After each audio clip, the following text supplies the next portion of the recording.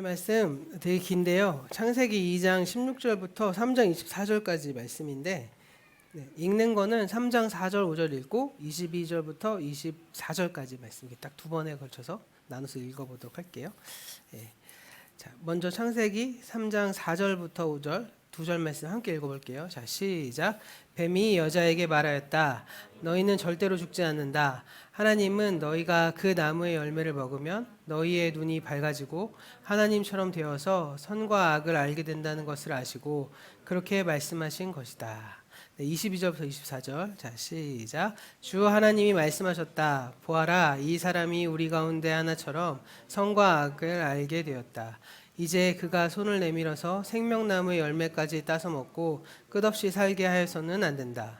그래서 주 하나님은 그를 에덴 동산에서 내쫓으시고 그가 흙에서 나왔으므로 하셨다.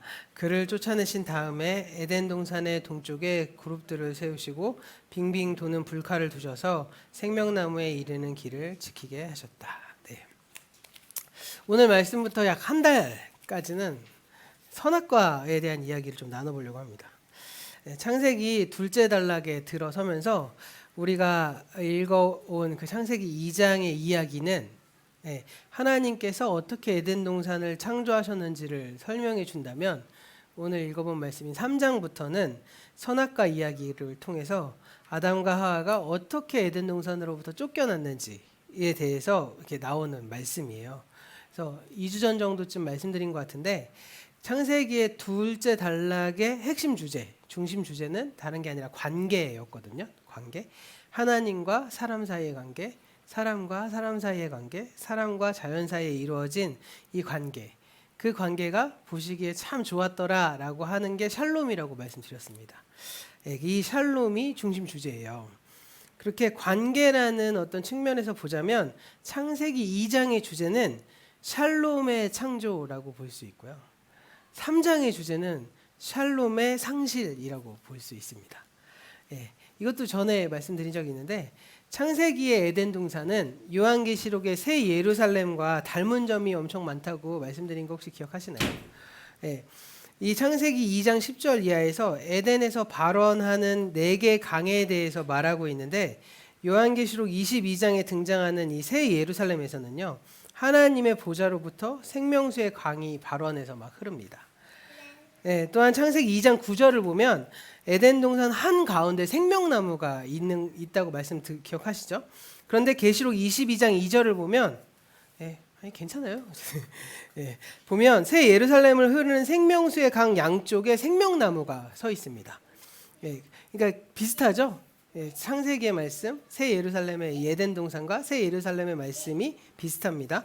더 나아가서 창세기 2장에서 동산으로 번역된 히브리어가 간이라고 말씀드렸는데 이게 동산이라고 번역되기보다는 울타리가 있는 과수원 아니면 정원으로 보는 게 훨씬 더 합당하다 이렇게 말씀드린 적 있던 거 기억나실 거예요. 그러면 여기서 이제 이 아담과 하와가 에덴 동산에서 쫓겨났다고 말하잖아요. 쫓겨났다는 거의 의미는 무엇일까요? 쫓겨났다. 그러면 에덴 동산과 에덴 동산이 아닌 곳 사이에 경계가 있다는 것을 의미하겠죠. 쫓겨났으니까. 그리고 창세기 3장 24절을 보면 하나님께서 에덴 동산의 동쪽에 그룹을 세우시고 그룹이 천사의 일부분인데 군인 같은 천사를 그룹이라고 이렇게 구약엔 나오더라고요. 그룹을 세우고 그리고 또 빙빙 도는 불칼을 두셔서 에덴 동산의 진입을 막으셨다고 나오죠. 그런가 하면 새 예루살렘은 어떤 거 나오죠? 새 예루살렘은 계시록의 새 예루살렘은 높은 성벽과 성곽으로 둘러싸인 하나의 성으로 묘사됩니다. 그러니까 뭐죠? 성이라고 표현되어 있는 말씀을 보면 그 말은 다른 말이 아니라 하나님께서 이 경계선을 세워서 에덴 동산과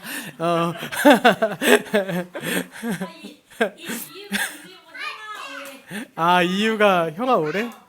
안 된대. 알았어, 그럼 성중아 너 가라. 자, 네. 김준이가 이제 들어오니까 이유가 형아 형아 델로라 이유가 형아 델. 형아 와 이러고 데리러. 언제부터 형님과 내가 할게 그냥. 아니 그냥 이거 말씀 보고 하면 되지. 자, 할게요. 다시 말씀을 할게요. 네, 그러니까 제가 말씀드리고 싶은 건 뭐냐면 에덴 동산과 뭐죠? 새 예루살렘에 경계선이 있고 그 경계선에 울타리가 있어서 막히는 뭐 이렇게 못 가게 막고 가게 할 수 있고 이런 경계선이 있다는 것을 말하고 있다는 겁니다. 그런데 이것보다 더 이거 외형적인 장면이잖아요. 이 외형적인 장면보다 이 새 예루살렘을 연결하는 더 근본적인 공통점이 있다는 거예요. 바로 뭐냐면 이 둘이 여기서부터 조금 어려운데 초월과 내재가 만나서 하나가 된 시공간이라는 거예요. 초월과 내재. 예, 들어보셨죠? 초월 들어보셨죠?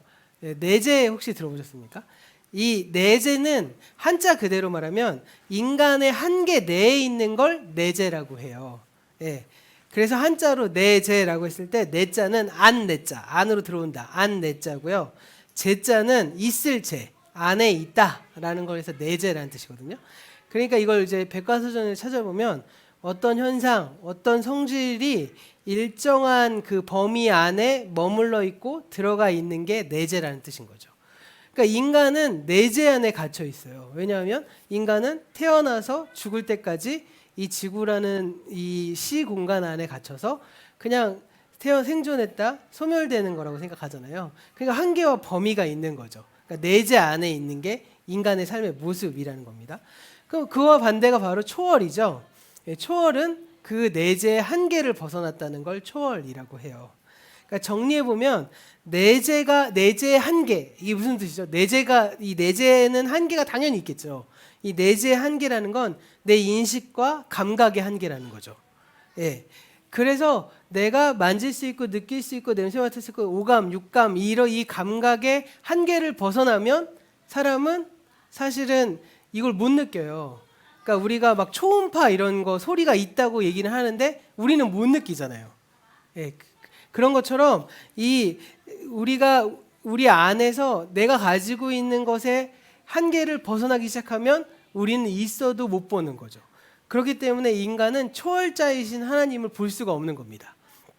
예, 그리고 또 이 인간은 시간의 한계에 갇혀 있잖아요. 그러다 보니까 사람이 시간이 지나면 지날수록 쇠약해지고 결국은 죽음을 맞이하게 되는 거죠. 제가 요즘에 그 집 이사나 막 이 리모델링 이런 것 때문에 스트레스를 너무 많이 받아갖고 막 엄청 먹고 막 신경도 쓰기 싫고 막 그래갖고 그러다 보니까 살이 엄청 쪘어요. 그래갖고 지금 다시 우리 전사님과 함께 손붙잡고 저기 한약을 가 먹어야 되나 막 엄청 고민을 하고 있고 막 하고 있다가 그럼 내가 이사만 하면 나 하겠다. 뭐 이런 마음을 막 먹었어요. 예, 왜냐하면 저는 집에 사이즈마다 옷이 다 있거든요. 내가 몇 킬로 떼요. 제가 항상 딱 입는 옷이 돌려 입는 옷들이 있어요. 그게 지금은 몇 킬로 떼야. 지금 몇 킬로 떼야마다 옷이 다르거든요. 지금 제가 거의 최고의 몸무게의 옷을 입고 있습니다. 그러다 보니까 이제 살 뺄 거다. 뭐 이런 생각을 했는데 살을 빼려고 딱 생각을 하니까 갑자기 두려움이 확 있는 거예요. 운동할 거야 생각했더니 운동하다 또 다치면 어떡하지? 운동은 너무 힘들 것 같은데. 내가 뭐 누구한테 잘 보일 것도 아닌데 뭐하러 운동해야 되지? 굳이 살 뺄 이유가 있나? 나 이제 거의 좀만 지나면 이제 50이 되는데 굳이 할 이유가 있나? 막 이런 생각들이 막 드니까 그냥 뭐 살찌고 막 그냥 이대로 살다 죽을까? 막 이런 생각도 막 들고, 예. 왜냐하면 뭐 내가 잘 보일 것도 없고 사실은 시간이 지나면 지나니까 쇠약해지고 그리고 가만히 보니까 옛날에는 살도 되게 쉽게 빼고 되게 금방 찌고 막 이랬거든요. 그러니까 그러다 이 기초 대사량이 워낙 높아갖고 운동하면 인바디 같은 거 하면 병원에서 선생님 운동할 필요 없어 이런 얘기 듣고 살았어요. 근육량이 엄청 원래 많아갖고 그냥 밥 조절만 하면 살 그냥 빠질걸요? 뭐 이런 얘기 들었거든요. 근데 몇 달 전에는 운동하라고 그러더라고요. 그러니까 이 인간이라는 존재는 시간의 한계 속에 갇혀 있어서 시간이 지나면 지날수록 어느 순간 정점에 딱 찍었다가 점점 쇠락해지죠. 그래서 제가 맨날 저희 우리 큰아들 보면서 맨날 부럽다고. 야, 너 부럽다. 너는 진짜 평생 아빠한테 고마워해야 된다. 내가 너를 축구시킨 건 아빠의 컴플렉스 때문이었는데 예, 제가 맨날 농구만 하다 보니까 사람들이 엄청 무시했거든요. 농구 잘하네. 근데 축구는 막 이런 식으로 되게 무시당하고 살았거든요. 그래서 축구를 시켜봤는데 얘가 몸이 너무 좋은 거야. 예, 가끔 걔 옷 벗고 있으면 걔를 보면서 되게 부러워하고 제가 그러거든요. 예, 근데 이제 제 아들도 어느 순간 시점이 지나면 그 몇 년 지난 다음에 이제 꺾이겠죠. 쭉 꺾일 겁니다. 그리고 결국엔 죽음을 맞이하는 게 인간의 시간의 한계잖아요. 그래서 성경에서 많은 경우에 내재의 상징이 누구냐면 인간이에요. 내재를 대표하는 건 인간이고요. 하늘은 하나님의 초월을 대표하는 상징물로 쓰입니다. 이렇게 하늘과 땅이 분명히 나눠지는 것처럼 내재와 초월 사이에는 분명한 경계선이 있죠. 그런데 아주 놀랍게도 성경의 가장 처음과 성경의 가장 마지막에 이 내재와 초월이 하나가 된 이 공간이 나온다는 거죠.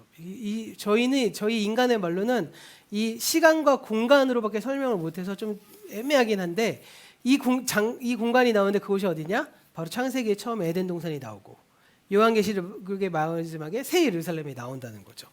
그래서 이 요한계시록에 나오는 새 예루살렘과 더 나아가서 창세기에 나오는 에덴 동산은 시작과 끝 지점에 있다는 거예요.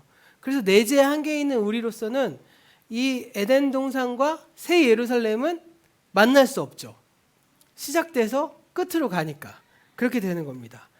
그런데 놀랍게도 성경에서는 이 에덴 동산과 더 나아가서 이 요한계시록 새 예루살렘을 하나로 통합해서 보고 있는 그런 듯한 뉘앙스의 장면들이 엄청 많이 나오거든요. 어떻게 볼 수 있냐면 먼저 지금까지 2장에 걸쳐서 에덴 동산을 쭉 설명드렸으니까 계시록에 나오는 새 예루살렘에 대해서 설명을 드릴게요.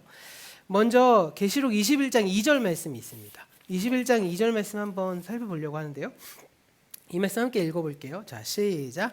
나는 또 거룩한 도성 새 예루살렘이 남편을 위하여 단장한 신부와 같이 차리고 하나님께로부터 하늘에서 내려오는 것을 보았습니다. 이 말씀에서 우리가 알 수 있는데요. 새 예루살렘은 우리가 일반적으로 알고 있는 천국의 개념과는 전혀 다르죠. 왜 다를까요? 가장 근본적인 다름이 있습니다. 우리는 보통 천국에 어떻게 한다고 말하죠? 간다고 말하잖아요. 그런데 성경에서는 사실 천국이 온다고 말하고 있거든요. 그러니까 우리가 천국에 간다라고 말하는 건 이 대한민국의 어떤 그 기복적인 신앙과 이 더 나아가서 극락이라는 이 강을 건너는 이 극락이라는 어떤 개념이 합쳐져서 천국을 간다라고 말하지만 엄밀한 의미로 성경이 말하는 천국은 우리에게 오는 거거든요. 그런데 새 예루살렘이 하늘에서부터 땅으로 내려와요.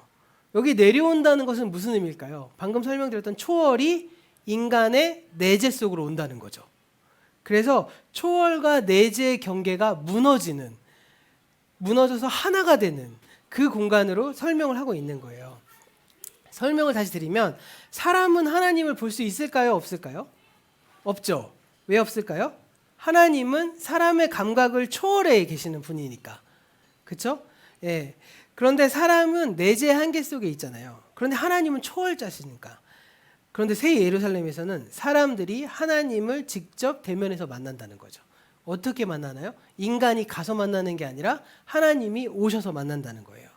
그래서 계시록 22장 3절, 4절, 5절에 보면 근데 3절의 두 번째 문장 하반절부터 보려고 그래요. 그래서 3절 B부터 5절까지의 말씀 우리 한번 좀 길지만 한번 읽어볼게요. 자, 읽어보겠습니다. 자, 시작. 하나님과 어린 양의 보좌가 도성 안에 있고 그 종들이 그를 예배하며 하나님의 얼굴을 뵐 것입니다. 그들의 이마에는 그의 이름이 적혀 있고 다시는 밤이 없고 등불이나 햇빛이 필요 없습니다. 그것은 주 하나님께서 그들을 비추시기 때문입니다. 그들은 영원 무궁하도록 다스릴 것입니다. 근데 여기 보면 하나님의 얼굴을 보고 그리고 어린 양의 보좌, 여기서 나오는 요한계시록의 어린 양은 예수님이거든요. 그게 도성 안에 있고 그의 종들이 그를 예배하고 하나님의 얼굴도 보고 막 이렇게 막 쭉 설명이 되고 있습니다. 그러니까 새 예루살렘에선 하나님의 얼굴을 직접 대면해서 만나죠. 사실 제가 자주 하는 말인데 하나님은 지금도 우리에게 늘 말씀하시는 분이시거든요. 근데 우리가 못 들어서 문제인 거죠. 하나님은 우리 곁에 계시죠. 그런데 우리가 볼 수 없기 때문입니다. 왜일까요? 하나님이 초월자이시기 때문이죠. 너무나 당연하게도. 그러나 새 예루살렘이 이 땅에 임하면 우리가 하나님을 볼 것이다 이렇게 말을 하고 있는 거예요. 그것은 다른 말로 하면 하나님을 감각할 수 있다는 이야기겠죠. 왜냐하면 새 예루살렘은 초월과 내재의 경계가 없기 때문에. 네, 인간이 초월자가 되는 것이 아니라 초월과 내재의 경계가 없기 때문에 인 거죠. 또 새 예루살렘에서는 우리가 영원무궁히 살아서 하나님과 함께 다스리게 될 겁니다. 왜요? 시간과 초월의 한계가 없어지기 때문이죠. 네, 이렇게 초월과 내재의 경계가 없는 새 예루살렘의 특징은 그런데 에덴 동산에도 그대로 나타나요. 에덴 동산에도. 에덴이 어디 있을까요? 에덴이 이 땅 위에 있다고 말씀을 하고 있잖아요. 에덴은 이 땅 위를 흐르고 있는 4개의 강에서 그 강이 발원하는 곳에 있다고 했습니다. 그리고 그 가운데 적어도 2개는 우리가 분명히 알아요. 바로 뭐죠? 티그리스와 유프라테스 강. 성경에 나오잖아요. 그리고 나머지 2강은 같은 지역은 아닐지라도 같은 평면을 흐르는 이 땅 위의 강들을 가리키고 있을 겁니다. 하지만 우리는 에덴의 위치를 알 수 있을까요? 절대 알 수 없잖아요. 티그리스와 유프라테스를 포함해서 4개의 강이 발원하는 지점은 이 지구상에 없기 때문입니다. 그래서 우리는 이 지구상에서 에덴을 찾으려고 하는 노력을 포기할 수밖에 없겠죠. 그래서 결국 이렇게 결론 지을 수밖에 없습니다. 에덴은 이 땅 위에 있지만 이 땅 위에 존재하지 않는다. 이렇게 아이러니하게 이율배반적으로 말할 수밖에 없죠. 그런데 이렇게 말장난처럼 들릴 수 있지만 그렇지 않아요. 에덴은 초월과 내재의 경계가 허물어진 시공간이기 때문이죠. 초월과 내재가 하나가 돼서 그래서 이 땅에 있지만 이 땅에 있지 않은 시공간을 창세기는 이 에덴에서 발원하는 4개의 강을 통해서 서사적인 이야기로 이렇게 풀어내고 있는 겁니다. 새 예루살렘에서 인간이 하나님을 대면한 것처럼 에덴에서도 아담과 하와는 하나님을 대면해서 만났죠. 창세기 3장 8절은 아담과 하와가 하나님의 낯을 피해서 숨었다고 나오고 있어요. 네. 그런데 낯을 피해서 숨었다. 이걸 다른 말로 하면 무슨 말일까요? 그 전까지는 하나님을 마주하고 만났다는 이야기겠죠. 마주하고 만나지 않았으면 피해서 숨을 이유도 없잖아요. 못 만났으면. 그러니까 이렇게 에덴이란 곳이 하나님을 대면해서 만나는 공간이었구나를 알 수 있습니다. 그런 점에서 에덴은 시간 속에 있으면서 시간을 초월해 있는 것이죠. 그건 뭘 상징하냐? 바로 생명나무가 상징되는 거죠. 아담과 하와는 이 생명나무의 열매를 먹고 영원히 살 수 있었습니다. 이렇게 인류의 역사의 처음과 끝에 이 초월과 내재의 한계가 허물어진 에덴 동산과 새 예루살렘이 있다는 거예요. 그리고 그 사이에 인류의 시공간의 역사가 있다는 거죠. 그러니까 좀 약간 보면 이렇게 에덴에서부터 이 초월과 내재 한계가 허물어진 에덴이 있고 인간의 역사가 쭉 이어오다가 이건 여기까지는 내재의 역사죠. 마지막에 이 내재와 초월이 합쳐진 새 예루살렘이 있다는 거겠죠. 그래서 이 내재와 초월이 만나는 그 지점이 인간의 역사의 양극단에 있다는 겁니다. 성경은 그렇게 말하고 있다는 거예요. 이와 같이 에덴 동산과 새 예루살렘은 인류 역사의 양 끝에 있어서 만날 수가 없는 그런 지점에 있다는 거죠. 그런데 왜 만날 수 없다고 생각할까요? 내재의 관점에서만 보니까. 우리가 시간의 한계 속에 있으니까 처음과 끝이 있는데 처음과 끝이 어떻게 만나냐 이렇게 생각할 수 있을 거죠. 예. 근데 초월의 관점에서 보자고요. 시간과 공간의 한계를 뛰어넘는 초월의 관점에서 보자면 새 예루살렘과 에덴은 사실 한 지점이라는 거죠. 한 지점. 그래서 우리가 종말에 새 예루살렘을 향해 나아가는 것은 바꿔 말하면 에덴을 바라보면서 과거로 돌아가는 것과 똑같습니다. 결국 종말의 구원이란 동시에 태초의 에덴을 회복하는 것이죠. 그런 점에서 우리가 이 하나님의 새하늘과 새 땅을 보통 어떻게 얘기하냐면 지금 제가 설명을 너무 어렵게 얘기하지만 대부분 다 똑같이 생각하시거든요. 에덴 동산을 하나님 나라로 생각하는 경향이 짙잖아요. 왜냐하면 이게 그냥 자연스럽게 우리가 받아들이는 거예요. 에덴 동산의 그 동산이 새 예루살렘과 거의 맞닿아 있는 거구나. 어떻게 보면 이렇게 원으로 이렇게 돼 있는 것이구나 라고 생각할 수 있죠. 원도 사실은 인간의 내재적인 그림으로밖에 표현 못하는 거겠죠. 그래서 그런 점에서 제가 처음에도 말씀드렸지만 에덴 동산과 새 예루살렘을 시간과 공간의 용어로만 설명했는데 사실 에덴과 새 예루살렘의 본질은 시간과 공간이 아니라 예, 인간의 언어로 표현하다 보니까 이걸 벗어나지 못했는데 어떻게 보면 하나의 용어로 표현해 보자면 관계라고 볼 수 있을 것 같아요. 관계. 그래서 에덴과 새 예루살렘의 본질은 관계입니다.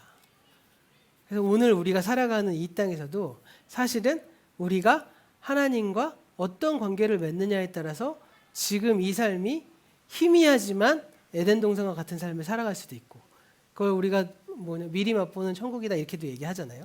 가정이 미리 맛보는 천국이 된다는 건 사실은 그 가정 안에서의 부부와 자녀 간의 관계가 행복해지면 그곳이 어제와 똑같은 공간이었는데 하나님 나라와 같은 공간으로 바뀌어지는, 이렇게 된다는 거잖아요. 교회가 서로 사랑하기 시작하고 서로 아끼기 시작하면 그 똑같은 사람의 그 전까지 꼭 똑같이 예배를 드렸다 하더라도 어느 순간에 그곳이 하나님 나라와 같은 공간으로 바뀌어지는 것처럼 이 본질은 관계라는 겁니다. 그것은 하나님과 사람이 맺는 관계를 중심으로 해서 나 자신과의 관계, 다른 사람들, 이웃과의 관계, 그리고 이 세상과 자연과의 관계를 맺는 것을 의미하는 것이죠. 이 모든 관계는 창조자 하나님께서 세우신 것입니다. 하나님께서 땅의 흙으로 사람을 빚으시고 사람으로 하여금 땅을 경작하게 하셨잖아요. 그리고 하나님께서 사람의 갈비뼈로 다른 사람을 지으시고 사람들이 서로 돕게 하셨습니다. 그래서 창조의 샬롬이 완성되잖아요. 그런 점에서 이 선악과 이야기는 이 샬롬의 관계가 어떻게 깨어지는지를 보여주는 거예요. 선악과 이야기를 단순히 인간이 이거 먹고 쫓겨나고 죽게 되고 아깝다 이렇게 생각하는 개념이 아니라 하나님과의 관계가 깨졌구나 라는 것을 볼 수 있습니다. 그런데 그 동기가 무엇일까요? 왜 어떻게 관계가 깨졌을까요? 창세기 3장 5절의 말씀이 나와 있습니다. 창세기 3장 5절 말씀도 함께 읽어볼게요. 자, 시작. 하나님은 너희가 그 나무의 열매를 먹으면 너희의 눈이 밝아지고 하나님처럼 되어서 선과 악을 알게 된다는 것을 아시고 그렇게 말씀하신 것이다. 이 말은 뱀이 하와를 지금 꼬시는 말이거든요. 뱀은 선악과를 먹으면 사람이 하나님처럼 될 거야 라고 유혹합니다. 근데요, 잘 한번 생각해 보세요. 예, 말씀을 묵상해 보면서 저도 딱 무릎을 쳤는데, 사실 에덴에서 사람은 이미 아담과 하와는 하나님과 같은 존재였어요. 그렇죠? 예. 에덴은 사람의 영역일 뿐만 아니라 동시에 하나님의 영역이었잖아요. 내재와 초월이 하나를 이룬 하나님의 차원과 인간의 차원이 하나 된 그곳에서 아담과 하와는 이미 하나님과 얼굴을 마주 대하고 만났고 하나님과 같이 살았고 하나님과 같은 방법으로 그곳에 살았거든요. 앞에 나오는 4절 말씀을 찾아보면 뱀은 여자한테 너희가 결코 죽지 않는다 이렇게 말해요. 하나님이 이거 따먹으면 너는 정령 죽으리라 말했다고 이렇게 하와가 얘기하니까 넌 결코 죽지 않아 이렇게 얘기하거든요. 근데 에덴에서 아담과 하와는 죽는 존재였나요? 이미 죽지 않는 존재였습니다. 그렇죠? 내재와 한계 속에 갇혀서 죽을 수밖에 없는 존재가 아니라 하나님과 영원한 생명을 누리는 하나님과 같은 존재였어요. 그런데 오히려 선악과를 따먹은 인간은 그 결과 하나님과 같은 존재됨을 상실해버린 거죠. 뱀의 말과 정반대가 된 것입니다. 하나님과 같은 존재가 아니라 오히려 하나님과 같은 존재됨을 잃어버렸고요. 죽지 않을 존재가 오히려 죽을 수밖에 없는 존재가 되어버린 거죠. 그런 점에서 선악과는요, 창조주로서의 하나님과 피조물로서의 사람을 구별하는 경계선인 겁니다. 에덴에서 사람은 한 가지를 제외한 모든 면에서 하나님과 똑같은 존재였습니다. 그 한 가지, 그 분명한 차이는 무엇이었죠? 하나님은 창조주시고 사람은 피조물이라는 거죠. 그리고 그 차이를 보여주는 게 바로 선악과였습니다. 아담과 하와가 선악과를 따먹지 않는 것은 내가 하나님처럼 되고 싶어서 되지 못하게 막으려고, 그게 아니라 내가 하나님이 막으신 그 경계선을 인정하는 거예요. 그 차이, 당신은 하나님이고 나는 피조물이다 라는 사실을 인정하는 겁니다. 그럼 반대로 그럼 그 선악과 열매를 따먹었다, 그건 무슨 의미가 될까요? 그 차이를 부정하는 거죠. 당신이 창조주고 나는 피조물이라는 사실을 부정하는 겁니다. 뱀의 말이 한마디로 그걸 정의해 주는데 바로 너희가 하나님처럼 되리라 이 말입니다. 뱀이 말한 것처럼 된다면 사람과 하나님 사이에 존재하는 유일한 차이가 없어질 것이고 이제 하나님은 있으나 마나한 존재가 되어버릴 것이다. 하나님이 없어지고 사람이 하나님이 될 수 있다. 이렇게 얘기한 거죠. 창세기는 그렇게 하나님이 없어진 인간의 결과가 어떻게 됐는지를 잘 보여주죠. 하나님이 없어졌을 때 샬롬이 끝나고 만물에 대한 만물의 투쟁이 시작됐습니다. 창세기 3장 18절을 보면 땅은 사람에게 먹을 것을 내지 않았습니다. 가시덤불과 엉겅퀴를 내죠. 옛날에는 농사 안 짓고 가만히 있어도 먹을 걸 냈는데 이제는 땅이 저절로 잡초를 내고 가시덤불을 내고 엉겅퀴를 내기 시작했습니다.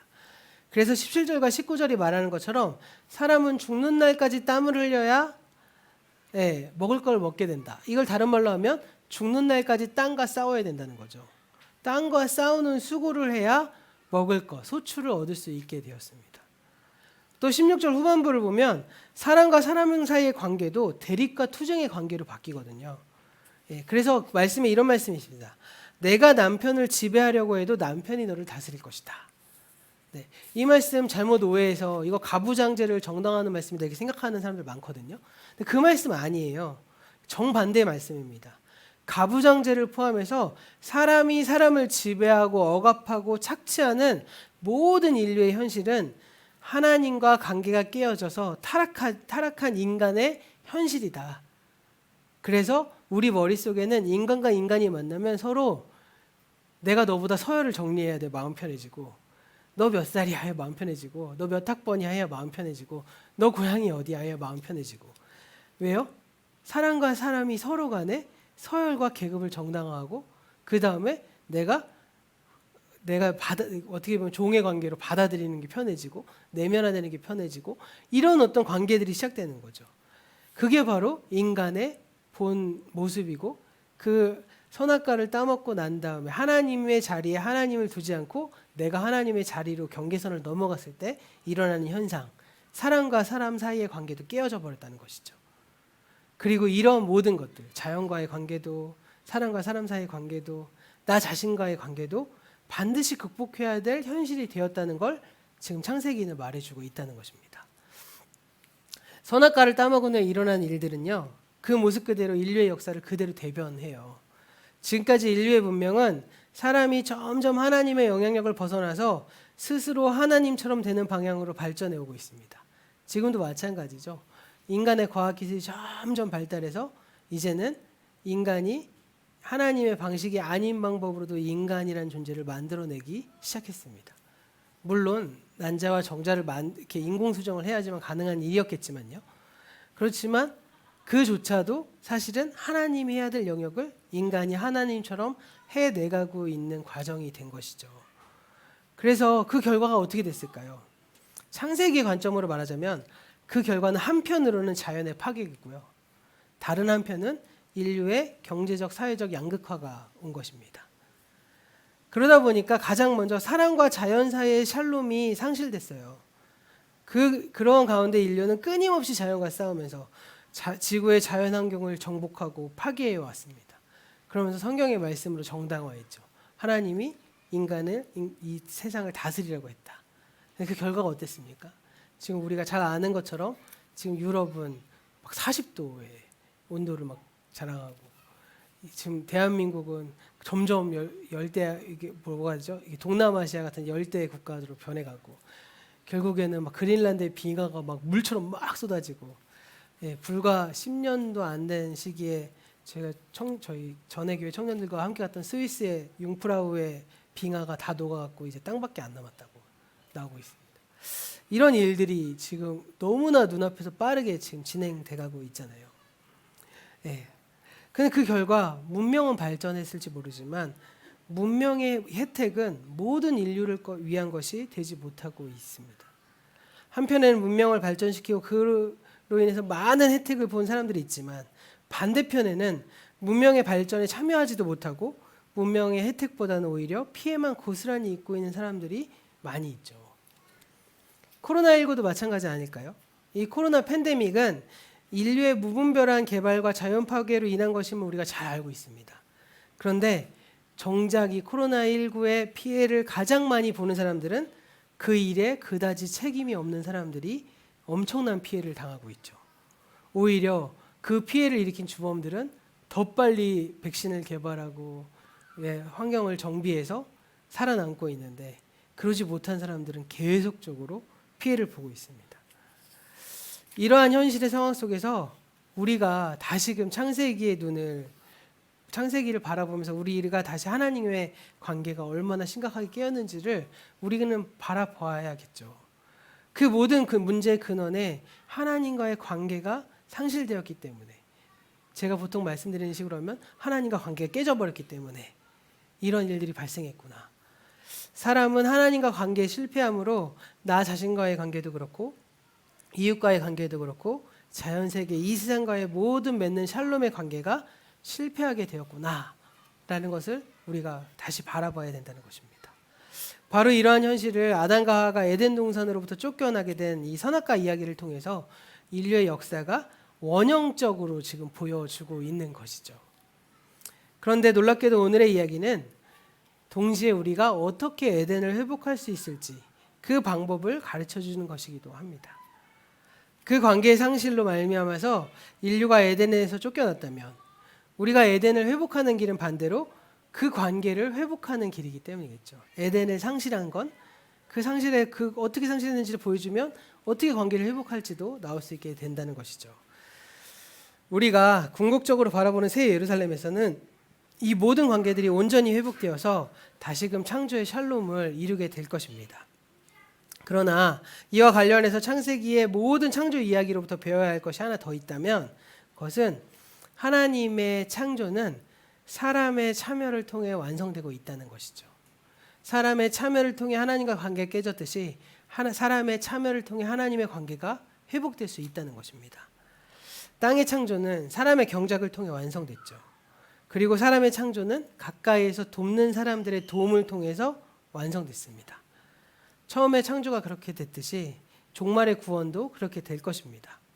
이 종말의 하나님 나라, 새 예루살렘에서 온전히 회복될 샬롬은 단지 우리가 바라보고 기다리기만 할 대상이 아니라 오늘 우리의 삶 속에서도 치열하게 조금이라도 좀 성취되어 보고 선취된다고 하죠.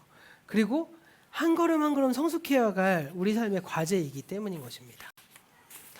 그런데 참 놀랍고도 중요한 사실은 계속 말씀드리지만 우리 능력으로 이루어가는 것이 아니라 하나님께서 주님 되셔서 친히 이루어 가시도록 만드는 데 있다는 것이죠. 그런데 우리 삶에서 하나님이 주님 되신다는 것 어떻게 이루어질 수 있을까요? 나의 삶을 주님께 내어드림을 통해서 이루어지는 것이죠. 하나님과 다른 사람과 자연세계와 사이에서 하나님께서 친히 샬롬을 이뤄내실 수 있도록 나의 기도를 통해 또 나의 삶의 실천을 통해서 끊임없이 하나님께 내어드리는 것이죠. 그래서 세상은 우리를 보고 너는 실패했다, 졌다, 망했다고 말하겠지만 하나님의 방법으로는 그게 하나님이 이루어가시도록 만들어가는 것, 그게 바로 우리가 해야 될 일이 아닐까요? 창세기는 에덴 동산에서 사람과 하나님이 같은 존재였음을 가르쳐줍니다. 그리고 요한계시록을 비롯해서 성경의 여러 말씀들은 우리가 새 예루살렘에서 다시 하나님처럼 될 것임을 얘기합니다. 기독교 신앙은 그걸 가지고 영화라고 말해요. 영어라면 글로리피케이션 이렇게 나오거든요. 사람이 하나님과 같은 영광에 이르게 된다라는 뜻입니다. 이러한 신학적인 용어인 이 영화를 오늘 말씀에 나오는 말로 하자면 이렇게 표현해 볼 수 있겠죠. 이율배반적이지만 뱀이 말했던 너희가 하나님처럼 되리라 라는 말씀입니다. 하지만 그렇게 되기 위한 유일한 조건은 내가 하나님의 경계선을 침범하는 것이 아니라 오히려 하나님을 하나님 되게 만들고 우리의 하나님, 우리의 주인 되게 하시는 것이죠. 다른 말로 하면 하나님의 주되심을 온전히 이루어가는 것입니다. 사람은 뱀이 기만하고 유혹하는 것처럼 하나님이 없어질 때 하나님이 되는 것이 아니라 하나님이 온전히 우리의 주님 되실 때 비로소 사람이 하나님처럼 될 수 있는 것입니다. 우리가 오늘 말씀을 통해서 가장 먼저 하나님과 관계를 바로 세우고 튼튼히 세우는 것을 목표로 삼으시기를 바랍니다. 그것이 토대가 돼서 나 자신과의 관계가 회복되고 다른 이웃과의 관계가 회복되고 자연세계, 이 세상과의 관계도 샬롬을 조금씩 이루어 나가시기를 바랍니다. 그것이 바로 성경이 말하는 구원입니다. 아주 작은 일부터 하나씩 하나님과 나 자신과 이웃과 세상 속에서 에덴의 샬롬을 이렇게 회복해 가기를 소망하시고요. 또 그 일을 통해서 여전히 일하시는 창조주 하나님의 풍성한 은혜가 우리의 모두의 삶 속에 이번 한 주간도 이렇게 꾸준히 일어나기를 간절히 소망해 봅니다. 네.